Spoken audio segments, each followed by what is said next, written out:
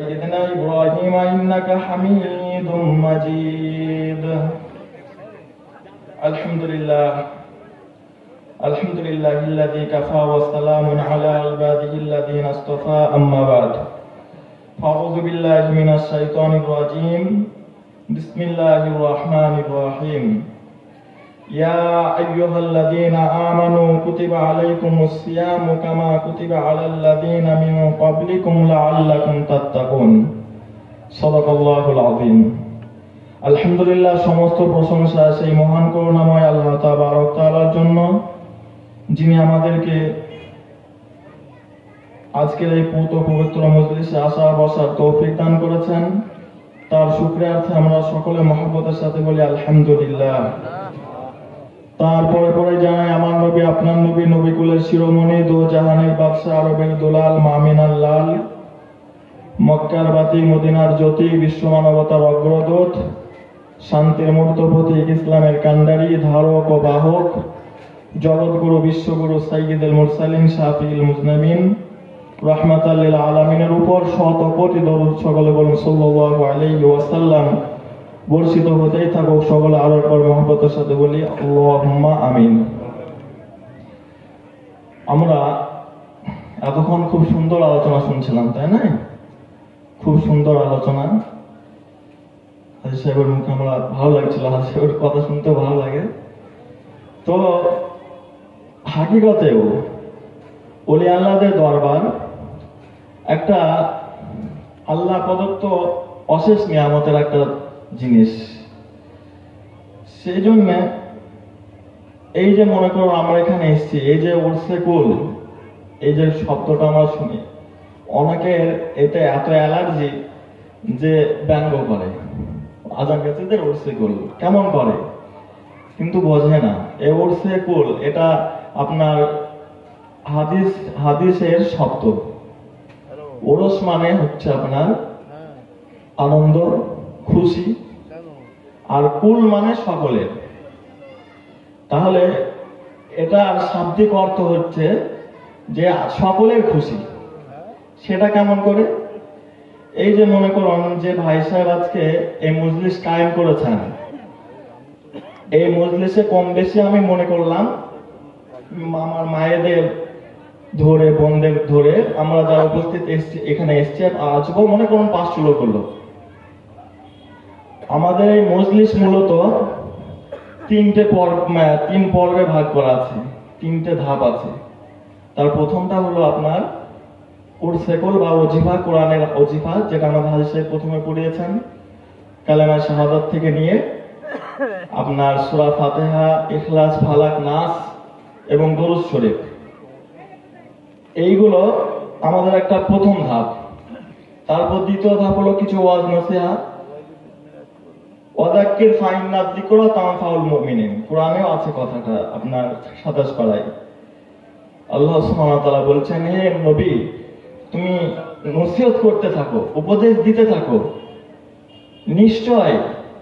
নিশ্চয় এই নসিহত উপদেশ মুমিনদের কাজে আসবে। বলুন সুবহানাল্লাহ। এই উপদেশটা এটা আল্লাহর আদেশ, উপদেশ দেওয়া। সেই জন্য আমাদের মজলিসের প্রথম ধাপটা কোরআনের ওজিফা, কোরআনের আমল, দরুদ শরীফ পাঠ।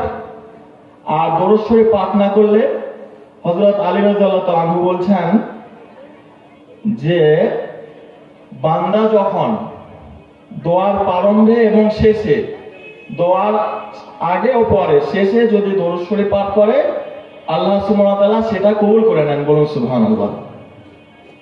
আল্লাহর রাসূলকে একসময় আল্লাহ সুবহানাহু ওয়া তাআলা ব্যথাতুর অবস্থায় দেখে বলছেন, এ আমার রাসূল আপনি কেন এত চিন্তিত? উনি তখন বলছেন যে আমার গুনাহগার উম্মতের ব্যথায় ওরা কি করে নাজাত পাবে, সেই নাজাতে সেই চিন্তায় আমি এত চিন্তিত। আল্লাহ তখন প্রতিশ্রুতি দিলেন যে হে রাসূল আপনি চিন্তা করবেন না, আপনার উম্মতেরা যে কেউ যদি দোয়ার সাথে দরুদ শরীফ পেতে দেয় আমি তাদের প্রত্যেক দোয়াই কবুল করব। বলুন সুবহানাল্লাহ। আর এই হাক্কানি আঞ্জুমানে আপনার প্রত্যেক ধাপে ধাপে, নামাজের শুরুতে, নামাজের শেষে, ওযুর শেষে, আপনার দোয়ার শেষে এই দরুদ শরীফ পাঠ আছে। দেখবেন আপনারা লক্ষ্য করে এই দরুদ শরীফ যদি পাঠ না করা হয় কি হয়, দেখবেন যে আমরা যারা মোবাইল ব্যবহার করি, এই মোবাইলে যখন ব্যালেন্স থাকে না, আপনি কোনো একটা মেসেজ সেন্ড করবেন আপনার কোনো প্রিয়জনকে, ব্যালেন্স যদি না থাকে সেটা প্রিন্টিং অবস্থায় থেকে যায়, তাই না? ওয়েটিং এ থাকে। আপনি যখনই আবার ব্যালেন্স করবেন সেটা আবার সেন্ড হয়, যেখানে আপনি পাঠিয়েছেন সেখানে যায়। তো আমরা যে দোয়া চাই, ও দোয়ানি আস্তাজিব লাকুম, আল্লাহ বলেছেন আমরা মানুষের কাছে চাইলে মানুষ বিরক্ত হয়, একবার থেকে দুবার চাইলে মানুষ অস্বস্তি বোধ করে, রেগে যায়, ধমক দেয়, এমনকি পিতাও মাও ধমক দেয় সন্তানদের, বিরক্ত বোধ করে। কিন্তু আল্লাহর কাছে না চাইলে আল্লাহ বিরক্ত হন। বলুন সুবহানাল্লাহ, কি আল্লাহর নিয়ামত। সেই জন্য এই উদ্বোধনী আস্তাজিব লাকুম আল্লাহ কোরআনুল কারীমের মধ্যে বলেছেন তোমরা আমার কাছে চাও আমি দেব। সুতরাং আমরা যে চাই, আমরা চাওয়ার আগে পরে, চাওয়ার শুরুতে এবং শেষে যদি আমরা দরুদ শরীফ না পড়ি, দোয়াটা যেখান থেকে কাজ করবে, দোয়াটা যেখান থেকে আপনার কাজ হবে, দোয়াটা যেখানে পৌঁছাবে, এই আসমান এবং জমিন, মাটি এবং আকাশের মধ্যবর্তী জায়গায় দোয়াটা ঝুলন্ত অবস্থায় থাকে, প্রিন্টিং অবস্থায়। যখনই দরুদ শরীফ পড়া হয় সেটা সেই জায়গায় সেন্ড হয়ে যায়। বলুন সুবহানাল্লাহ। তাহলে আমরা সকলেই নিয়মিত বা দরুদ শরীফ, আমরা যারা দোয়া অনেক চেয়ে আছি, দোয়া কবুল হয়নি এমন হয়তো আমাদের আছে, আজ থেকে বেশি বেশি দরুদ শরীফ পড়বে ইনশাআল্লাহ। আর সব থেকে বড় ব্যাপার হচ্ছে আজকে এটা আরবি মাসের 8ম মাস, 8 নম্বর মাস, শাবান মাস। শাবান মাস আজকে আসরের আগে পর্যন্ত বা আসর পর্যন্ত 8 তারিখ ছিল, এখন 9 তারিখে চলে এসছে, 9 তারিখ হয়ে গেছে আরবির চাঁদ হিসাবে। আজকে অলরেডি 9 তারিখ এখন শুরু হয়ে গেছে শাবানের। তো এই শাবান মাসে যদি কেউ 3000 বার দরুদ শরীফ পাঠ করে, শাবান মাসে যদি কেউ 3000 বার দরুদ শরীফ পাঠ করে খালেস দিলে, তাহলে আল্লাহ রাসূল বলছেন তার শাহাদাতের দায়িত্ব আমার নিজের। বলুন সুবহানাল্লাহ, কত বড় কথা। আল্লাহ রাসূল তাকে সার্টিফিকেট, একটা সুসংবাদ খোঁজখবর শোনাচ্ছেন যে কেউ যদি 3000 বার দরুদ শরীফ পাঠ করে তার শাহাদাতের দায়িত্ব আমার নিজের। বলুন সুবহানাল্লাহ। সেজন্য আমরা বেশি বেশি দরুদ শরীফ তো পাঠ করবই। তো যেটা বলছিলাম, এই আমরা এখানে যে সমবেত আছি, মনে করুন 500 জন হয়েছে, এই 500 জনে আমরা সূরা ফাতিহা পড়েছি 5 বার, সূরা ইখলাস পড়েছি 15 বার, ফালাক নাস পড়েছি, আর দরুদ শরীফ পাঠ করেছি। কোরআনে এবং হাদিসের ভাষ্য অনুযায়ী এই 15 বার 5 বার পড়ার মাধ্যমে, দরুদ শরীফ পাঠের মাধ্যমে আমরা 8 খতম 20 পারা সব পেয়ে গেছি। বলুন সুবহানাল্লাহ। 8 খতম 20 পারা। এবার ভাবুন, কোন হাফেজ সাহেব তিনিও কি প্রত্যেকদিন 1 খতম কোরআন শরীফ পাঠ করতে পারেন? অসম্ভব। হয়তো রমজান মাসে তিনি হয়তো একটু পড়লেন, 1 খতম করলেন, কিন্তু প্রত্যেকদিন সম্ভব নয়, হতেই পারে না। কিন্তু 8 খতম 20 পারার সওয়াব আমরা প্রত্যেক মাথা পিছু পেয়ে গেলাম। এবার এখানে যদি 500 জন লোক থাকেন, তাহলে 500 জনকে যদি 8.20 দিয়ে যদি গুণ করা হয়, দেখা যাবে 4333, মানে 4000 ঊর্ধ্বে 4333 খতম সওয়াব পেয়ে গেল। বলুন সুবহানাল্লাহ। আজকে হলো মনে করুন 500 লোক থাকলে, তাহলে এই 4300 খতম, তার ঊর্ধ্বে আমি 4000ই ধরলাম, 4000 খতমের জিল্লি সওয়াব, কোরআনের সওয়াব আল্লাহ সুবহানাহু ওয়া তাআলা আপনার এই যে মানুষদেরকে দেবেন, যিনি ওয়াজতুল কায়েম করেছেন হলো। আর এই সওয়াবটা যিনি ওয়াজতুল কায়েম করেছেন, তেনার জীবিত মৃত সমস্ত আপনার পরিবার পরিজনদের রুহে বক্সানো হবে। আমরা যারা উপস্থিত আছি আমাদের পরিবার পরিজনদের রুহে বক্সানো হবে, এবং আমরা যারা উপস্থিত হয়েছি আসেনি সকলের জন্য, সমগ্র বিশ্ববাসীর আজকে সব বেতনে হবে, দোয়া করা হবে। বলুন সুবহানাল্লাহ। এই জন্য এত মাহাত্ম্য, গুরুত্ব, ফজিলত। যাই হোক ভাইয়ের আমার, সময় খুব সংক্ষিপ্ত ভাবে আমি দুটো কথা বলবো ইনশাল্লাহ। শাবান মাস যেহেতু চলছে, এই শাবান মাসের করণীয় হচ্ছে রোজা করা, রোজার প্রস্তুতি নেওয়া, প্র্যাকটিস করা, অনুশীলন করা। সাহাবায়ে আজমাইনরা বলছেন যে আল্লাহ রসুল এই শাবান মাস আসলে এত বেশি রোজা রাখতেন, রোজা করতেন, নফল ইবাদত, নফল রোজা রাখতেন। সাহাবারা মনে করতেন, আমাদের ভয় হতো, আমরা মনে মনে ভাবতাম হয়তো আল্লাহ রসুলের রোজা ভাঙবেনি না, রোজা এত রোজা রাখতেন, উনি প্রস্তুতি নিতেন। এই শাবান মাসে যদি, শাবান মাসের একটা বৈশিষ্ট্যপূর্ণ রাত আছে, এই শাবান মাসে যদি কেউ ইবাদত করে, ওই শাবান মাসের 14 তারিখের দিবাগত রাত্রিতে, আগামী বৃহস্পতিবারের দিনগত রাত্রিকে সবে বরাতের রাত বলা হয়, ভাগ্য নির্ধারণের রাত।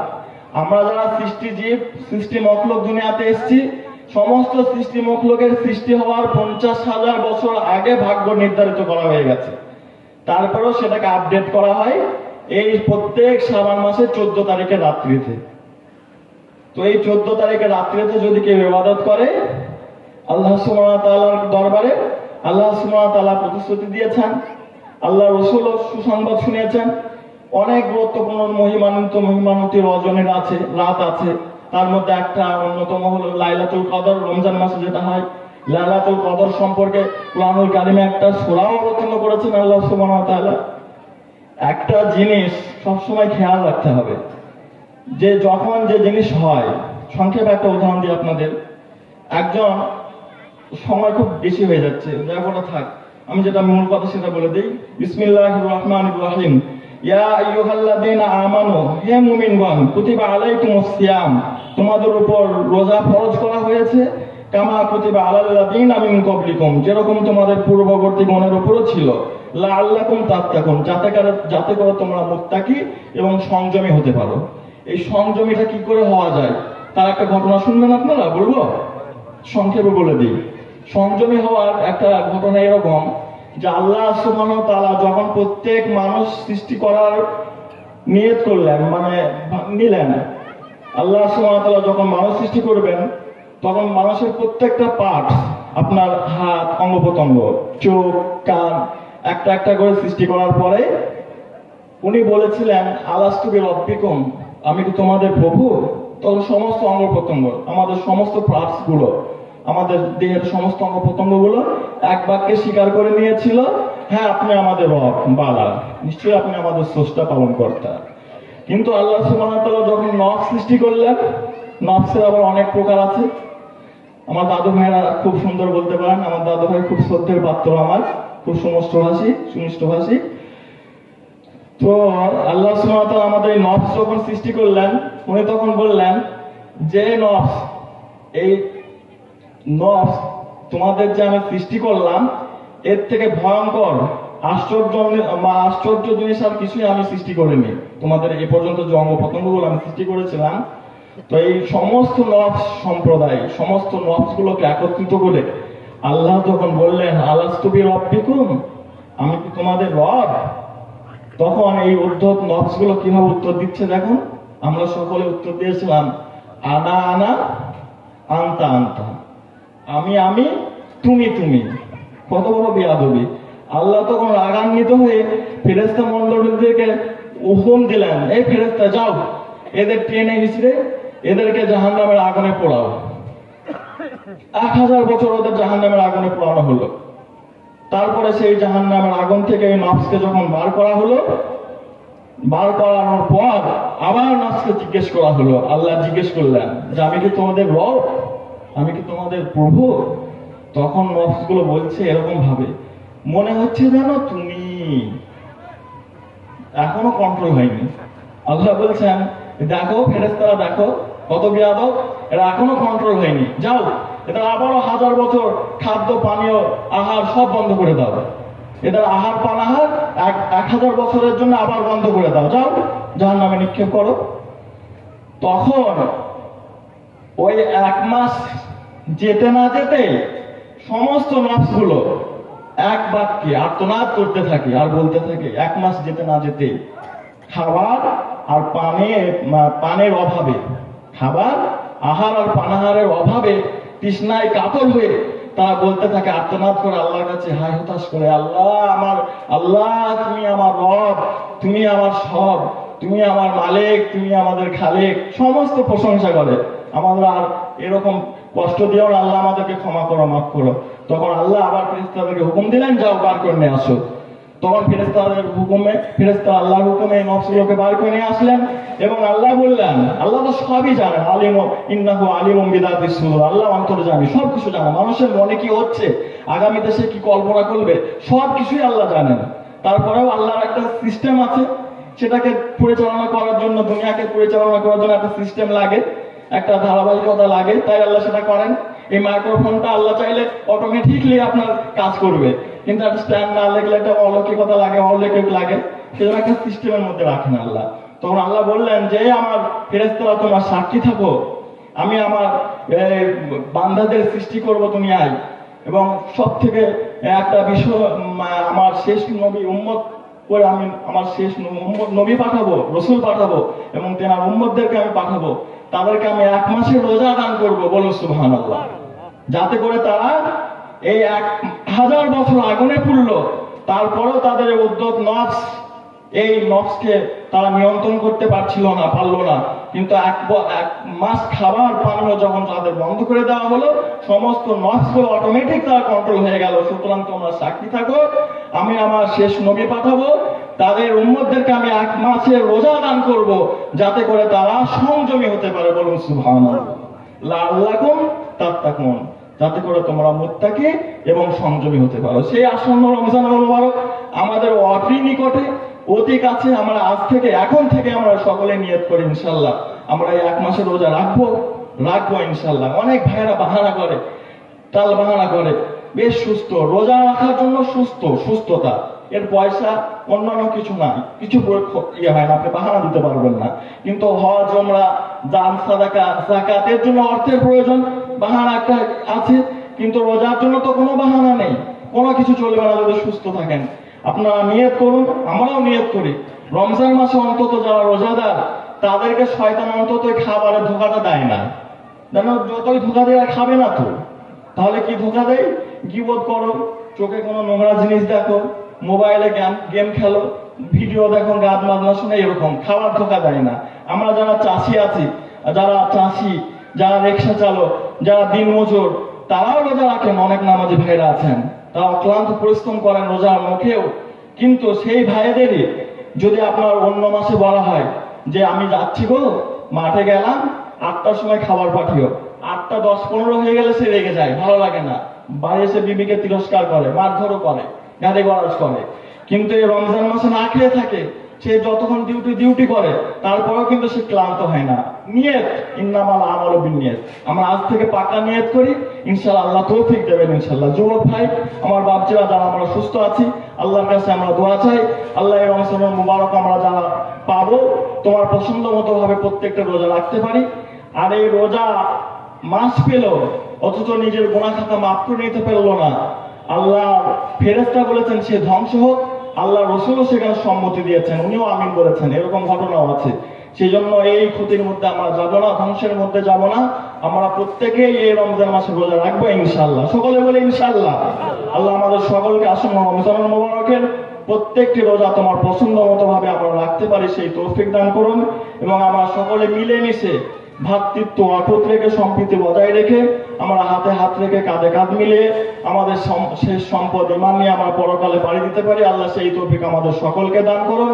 সকলে বলে আল্লাহুম্মা আমিন, আল্লাহুম্মা আমিন। ওয়া আখিরু দাওয়ানা আলহামদুলিল্লাহি রাব্বিল আলামিন। হাক্কানি দরুদ শরীফ। আল্লাহুম্মা সাল্লি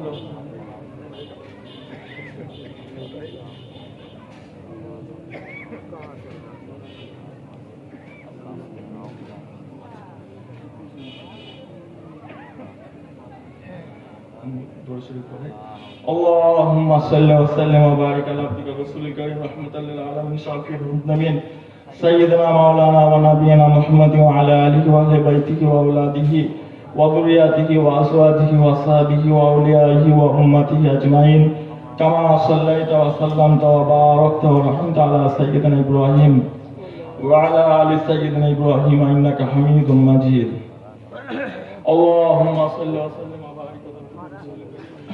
حقا درود شریف پڑھو اللهم صل وسلم وبارك على عبدك رسول الكريم رحمة للعالمين شافي المذنبين سيدنا ومولانا ونبينا محمد وعلى آله أهل بيته أولاده وذرياته أجمعين.